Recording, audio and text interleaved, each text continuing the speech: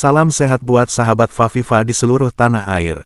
Advokat senior Alamsyah Hanafia SHMH memberikan pemaparan di acara Seminar Nasional Membedah G30 SPKI 1965 yang dihadiri oleh Prof. Dr. Pramono Haryadi Rektor Universitas Trilogi. Amelia Ahmad Yani Putri Jenderal Ahmad Yani, Letjen Teni Purnawirawan Kiki Syahnakri Purnawirawan Teniat, Yudi Latif PH Cendikiawan Indonesia, Dr. Sumardiansyah Perdana Kusuma MPD Presiden Asosiasi Guru Sejarah Indonesia, dan hadir dari 34 provinsi perwakilan guru-guru sejarah seluruh Indonesia. Advokat Alamsyah Hanafia dengan tegas mengatakan cabut Kepres 17 tahun 2023 PKI itu pelaku bukan korban. Kita simak langsung pemaparan beliau. Izin Pak, izin.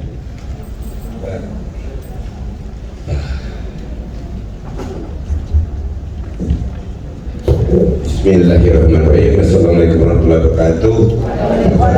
Semuanya saya tidak bisa sebutkan satu persatu karena waktu saya cuma 5 menit.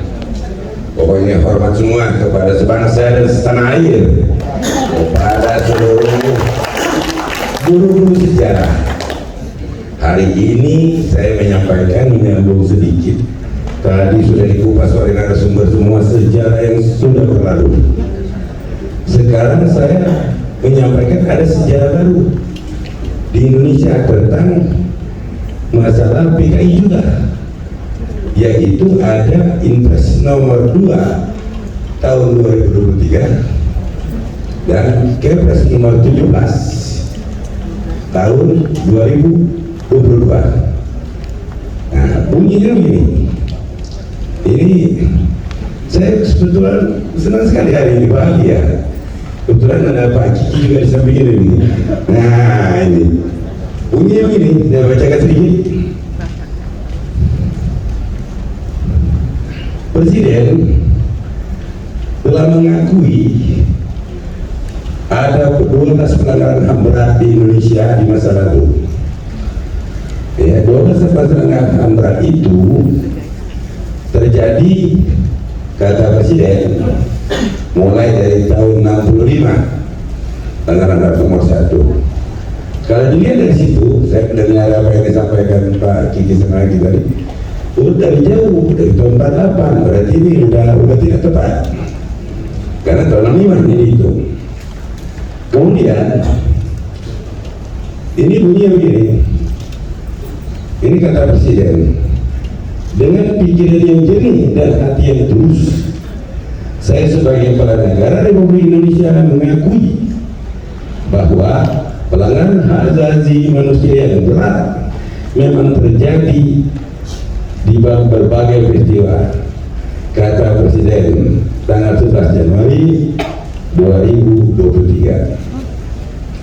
Peristiwa pelanggaran HAM berat tersebut diakui negara melanggar HAM berat, yaitu 1. Ya, peristiwa tahun 1965 dan 1966.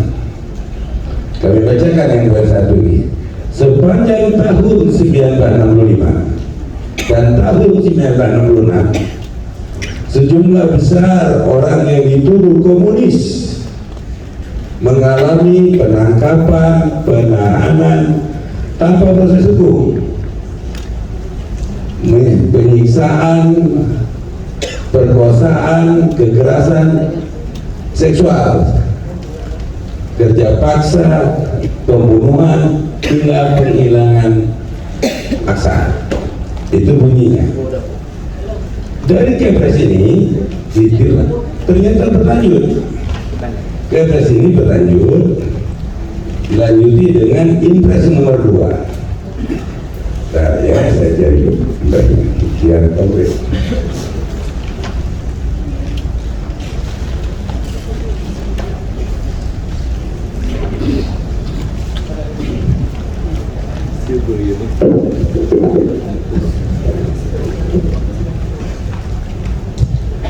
Dilanjutkan dengan Impres nomor 2. Tapi Impres nomor 2 ini kalau saya melihat dari kacamata praktisi hukum, dia berdiri sendiri, tidak merujuk ke Kepres nomor 17. Karena di sini tidak ada menimbang dan mengingat dalam konsiderannya merujuk ke Kepres nomor 17. Maka dua-duanya ini kita ajukan judicial review Mahkamah Agung. Tiba-tiba di Intra nomor 2 ini pelaksanaan rekomendasi penyelesaian non-judisial pelanggaran hak asasi manusia yang berat dalam rangka melaksanakan rekomendasi non-judisial pelanggaran hak asasi manusia yang berat masa lalu yang disebut sebagai tim PPH sebagai salah satu upaya negara untuk memenuhi hak korban atau ahli warisnya atau korban termasuk peristiwa pelanggaran hak asasi berat masa lalu. Yang dimaksud korban di sini kalau dilihat dari Kepres 17 tadi, nomor satunya adalah korban komunis tahun 65. Nah, dan ahli warisnya di sini begitu bunyinya. Maka tiba-tiba di sini dalam Kepres ini memerintahkan ada 19 menteri untuk melaksanakan tentang perintah pertamanya untuk Menteri Dalam Negeri, Menteri Politik dan HAM melakukan koordinasi internasional mengendalikan atas pelaksanaan instruksi Presiden ini, termasuk melaksanakan koordinasi dengan lembaga perlindungan saksi korban untuk memberikan rehabilitasi sosial dan psikologi serta layanan perlindungan korban. Nah, kedua di sini diperintahkan juga menteri-menteri ini untuk berkoordinasi, sinkronisasi dan pengendalian pelaksanaan rekomendasi tim BPH di bidang pembangunan manusia. Menteri Dalam Negeri diperintahkan dalam instruksi ini menugaskan gubernur, bupati, wali kota untuk menyusun perencanaan dan pengelolaan anggaran berupa program kegiatan melalui anggaran pendapatan dan belanja daerah untuk memberikan dalam hal ini memprioritaskan pelayanan administrasi. Di sini ada juga poin pembangunan rumah, biaya siswa, sarana ibadah, jembatan, irigasi terhadap korban orang-orang yang dituduh komunis pada tahun 65. Itu intinya. Jadi Menteri Keuangan disiapkan anggaran APBN. Namun dalam Impres ini tidak ada rekomendasi dan persetujuan DPR, tapi menggunakan APBN.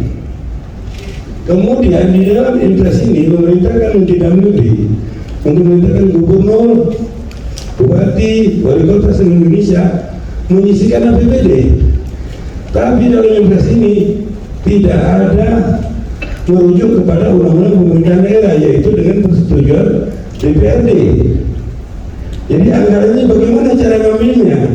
APBD tadi mau dikasihkan kepada korban-korban, notabene korban orang-orang yang dituduh komunis tahun 65. Disinilah menambah sejarah baru. Akhirnya ada sejarah yang negara mengakui bahwa ada pelanggaran HAM berat tahun 65 terhadap orang-orang yang dituduh komunis. Nah ini baru kan, berarti baru. Maka kami ajukan gugatan kepada Mahkamah Agung Judicial Review. Jadi guru-guru sejarah jadi tahu ini ada sejarah baru tahun 2022 dan 2023 tentang negara mengakui ada pelanggaran HAM berat terhadap orang-orang yang dituduh komunis. Jumlahnya 13 juta lebih di sini. Begitu. Kemudian kita lanjutkan lagi, itu perkembangan baru berarti. Nah, nanti apabila sejarah negara kita ini tentang Impres nomor 2 dan Kepres 17 ini dibatalkan oleh Mahkamah Agung, berarti sejarahnya tetap masuk. Pernah terjadi 57 tahun peristiwa yang lalu pada tahun 1965. Sekarang Presiden sebagai kepala negara mengakui bahwa negara melanggar HAM berat tahun 65. Ya, negara melanggar HAM berat tahun 65, catat dulu ini. Menurut cerita ini, sekarang apakah dapat dibenarkan? Nah ini untuk sejarah juga. Presiden mengakui negara melanggar HAM berat tahun 65 dengan hanya surat keputusan atau sebuah surat instruksi presiden tanpa persetujuan DPR RI, tanpa MPR RI. Ya sudah, itu jadi pertanyaan untuk sejarah para ibu guru, bapak guru yang kami muliakan dari seluruh Indonesia dan seluruh akademis, para profesor pengajar, profesor pengajar, tenaga tenaga pengajar. Ini perlu diluruskan supaya pengertian ini tidak salah. Kemarin di diwawancara oleh kami Ilyas, siapa namanya itu anak Aib itu, Idham Aib. Kami ini kan korban, Nah, akhirnya gara-gara ini PKI sudah mengaku sebagai korban. Ini karena dapat rumah nanti akan dirintis semua, banyak benar ini. Dapat rumah nanti bapak-bapak dulu boleh dibuka internet atau di print Impres nomor 2 tahun 2023. Sebegitu banyak kewajiban negara terhadap orang-orang yang sudah komunis dan turun-turunannya, ahli warisnya. Kenapa? 57 tahun yang lalu. Sekarang 57 tahun yang lalu kita sudah punya presiden yang ke-7. Kalau masalah sekarang 1 menit lagi Pak. Oke, bagus, 1 menit lagi, terima kasih. Nah, jadi pengertiannya baru kali ini kita meminta mengakui bahwa PKI itu adalah korban, turunannya adalah korban. Saya senang di sini kebetulan kan waktu menyampaikan ini, saya ini di sini. Impres ini tidak jelas. Kepres ini juga tidak jelas. Hanya di pidato ini yang didampingi oleh Pak. Kebetulan beliau yang saya hormati ini ada di sini. Menyampaikan ini bunyinya. Oh ini bunyinya. Ternyata yang dimaksud ahli waris korban 65 adalah komunis. Terima kasih. Dan bagaimana terhadap korban-korban rakyat Indonesia, orang pesantren, santri, ulama, termasuk korban gubernur, jenderal dan sebagainya di Jawa, yang juga di Bogor, dan termasuk klien kami 6 jenderal pahlawan revolusi yang notabene anaknya dari sini, ibunya. Bagaimana itu? Itu disebut korban atau disebut pelaku? Kan menggunakan tanya di sini. Karena di sini tidak termasuk korban anak-anak jenderal yang terbunuh oleh pemberontakan, kata Pak Isna tadi, G13 PKI. Terima kasih.